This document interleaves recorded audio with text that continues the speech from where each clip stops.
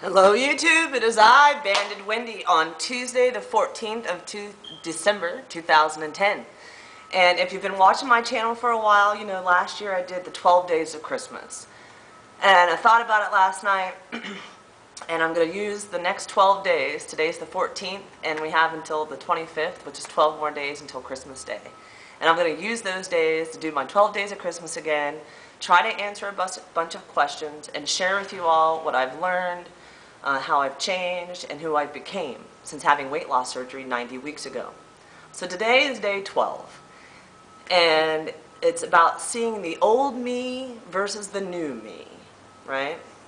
So one of the things I noticed, I looked at last year's 12th day of Christmas in my face.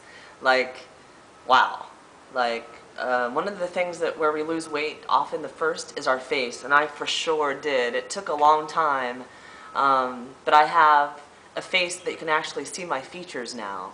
So it's the little things. Take time to notice those non-scale victories of how our body is changing for the better. My green dress, you know, in that video last year I showed the green dress that I desired so much to wear that I could never fit into, hanging in my kitchen. And it hung there for months, guys. It probably hung there from, you know, September of last year until I was able to fit into it. Sometime April, May, June, July, I'll have to check. And then I was able to wear it. I made a video, I took pictures, I shared it with people, and I put it back into the closet. So being able to wear that green dress, and the fact that I can go and I wear dresses. I actually have 2 dresses in my closet right now that I have yet to wear, and I'm putting a plan in place to wear them, because we have to continue to progress in our fashion, in our sense of self, in the way we like our body, and clothing allows us to do that. And photos and videos and pictures in the mirror also help us with that. So pretty cool that I desire to wear dresses. Cookies. It's the holiday season. Normally every year I order cookies from a bakery in Ohio and send them to LA. My mom is often here at Christmas time, like she was last year. We make fudge, and I allow myself to eat them, right? But you know what? This year, I'm not ordering the cookies. My mom's not here. I may or may not make the fudge. I don't know yet. It's kind of like a family thing that I want to keep on keeping on, so I might have to make the fudge. As gifts, though, you know? I don't have to eat it. I'm not looking at the holiday as an opportunity to freeload, meaning load myself with carbs and not count them, load myself with sugar and not count them, load myself with high-calorie foods and not count them. I'm not giving myself an additional freedom to eat because it's the holiday. The old Wendy would have.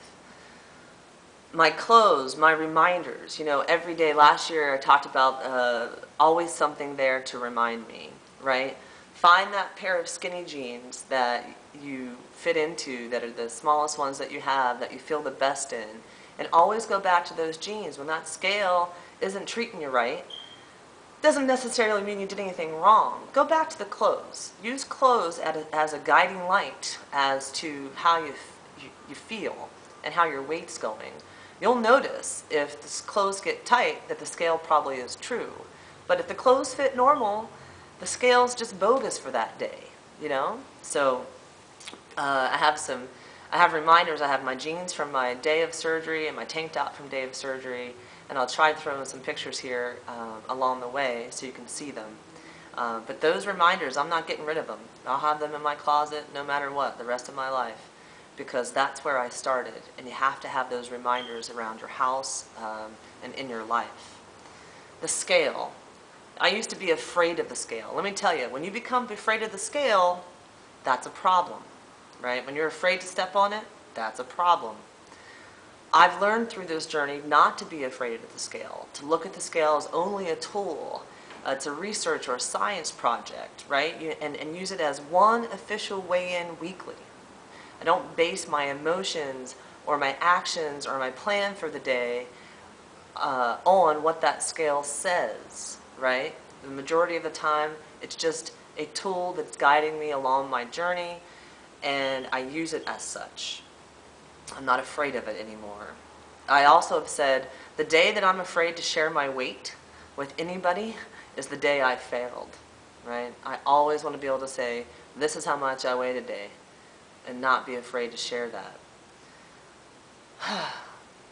Before, I was single and I was fat, and I used to associate my sense of self, my sense of sexiness, my ability to attract a man that I would like, all related to my size, and that I was fat, and that I was unattractive, and I wasn't arm candy, and nobody was going to love me the way I needed to be loved because of my body, right? Now, I am married and I'm thin, so I don't know if there's an association there or not. Thankfully, my husband loved me long before I had weight loss surgery. He actually inspired me to have weight loss surgery. But we both kind of sit around and joke when we see myself in that day of surgery clothes I was wearing. And, you know, when you're close to someone sometimes you don't realize their size. And we joke about the size I was, you know. Now I can laugh about it. Then I would have cried, you know. I used to struggle with 5 days of successful dieting or exercising or following the plan or even the rules for weight loss surgery. And then my weekend fatty came in and I took 2 days off and I allowed that. That's an old Wendy thing, and I'm very, very, very aware of it. And it has been a struggle for me, and I fight that fight still. It gets easier and I'm better at it, but I still can be weak. And I've talked about that, and again, a lot of people think differently about it. They think they need time off. Not me. This is my journey, and this is my story, and for me, it's very important to live a balanced lifestyle. I'm changing and or have changed my life, and it's constant, right? I don't take days off from being the me that I want to be, because that's how I personally got in trouble before and ended up obese. Goals. You know, I can set goals up and I can knock them down. Before I was afraid, even during this journey in the beginning, I was afraid. I had self-doubt. I had fear that I wasn't going to do it. I had fear that weight loss surgery wasn't going to be the answer for me. And I'm happy to say in 2010, I set up a bunch of goals for myself and I managed to accomplish them all already with a few weeks to spare in the year. And I'm already looking at 2011 because goals keep me motivated. Goals keep me searching and reaching and desiring more for myself. Specifically, goals help me stay excited about exercise. And that for me is very, very important because that was a weakness before for me. I would let the goal of getting to the gym pass me by. Now, the goal is to get to the gym 5 to 7 days a week. You know, so goals are really important. It helps remove the self-doubt, and each time you accomplish a goal, you feel more confident in your ability to set up the next goal and knock it down. And the more goals you have and the more accomplishments you have, the better you feel as a person in your body, your mind, and your soul, right? Food choices.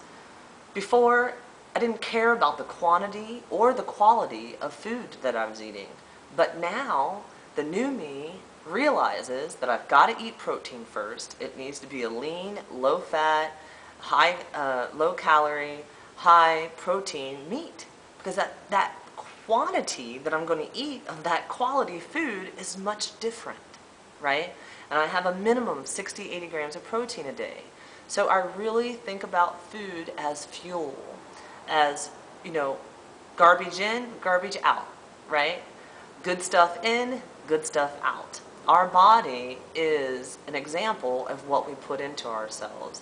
And I can say that I know my food quality has greatly improved and my food quantity via my lap band surgery and my 1-cup containers is spot on, right? Water, water, water. I plan it, I focus on it, I make it happen. It's not easy. It's easy to get away from water. But before, I rarely drank water. If I got 16.9 ounces of water in a day, I was lucky. It was about soda, multiple sodas a day, and anything and everything else, but mostly soda. Soda, soda, soda, whether it be Diet Coke or Diet Sprite or regular Pepsi. Now, I drink water, I drink hot tea, I drink iced tea, I drink non-fat milk. Soda's not an option for me. So big change in the beverages I choose for myself. Running, exercise. I never wanted to run. I would say to trainers that I worked with, when they'd be like, you know, if you really want to lose weight, you need to run. And I would say, if you touch that treadmill, that $60 an hour I pay you 3 times a week, never again. I will walk out of here and you will not see me. Can you believe that? Coming from me? The new me? Right? That was the old me. The new me is like, let's go. You know, I was on the treadmill last night. I did a 5K in 30 minutes, and I was like, I feel so good. I want to go for more. And I did another 2.5 miles because it felt good. I was flying. Running, I'm an addict. I'm a running addict. I love the way it makes me feel mentally and physically. I love the sweat, that feeling of seeing myself move on the treadmill. My thighs don't rub together anymore when I run. It's shaped my body, you know. There's so many benefits. My brain, the endorphins, the serotonin. It just, if I don't exercise, I feel lost. And that's a whole new Wendy, you know. The mental game. Sorry, I'm looking at my notes. Last one. 12th thing on the 12th day of Christmas. Countdown. The mental game, right? I used to give up. I didn't face the mental game. When I had a strong desire to eat something, make a poor food choice, not go to the gym, choose the soda over choosing the water,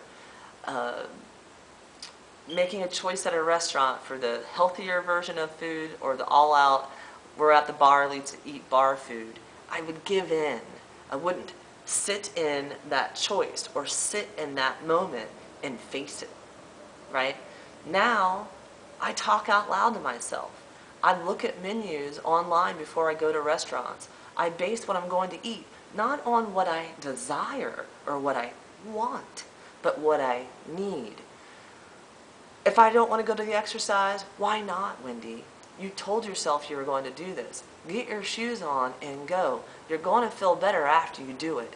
I talk myself through choices. I base my decisions on previous experiences that made me successful. And again, the more times I face it, the more times I work through it, the stronger I am for the next choice or the next situation. So there's a lot of strength in that for me. And old Wendy didn't have any strength. She gave in. She said she would, you know, I'll exercise double tomorrow. I'll only eat so much food tomorrow. Bullshit, bullshit, bullshit. You know, it's the easy way out when you're not doing the work. So anyway, that is what I have to say. Thank you all so much for watching. I would love to see other people do 12 days of Christmas. I'll be making a video every day, and it's just a great way for me to wrap up the year and clean the slate and power forward in 2011. Judy, sweet Judy, used to say, thin in 2010. What's 2011? I don't know, but I'll steal someone else's if you tell me a good one. So anyway, have a great day and happy holidays. Bye.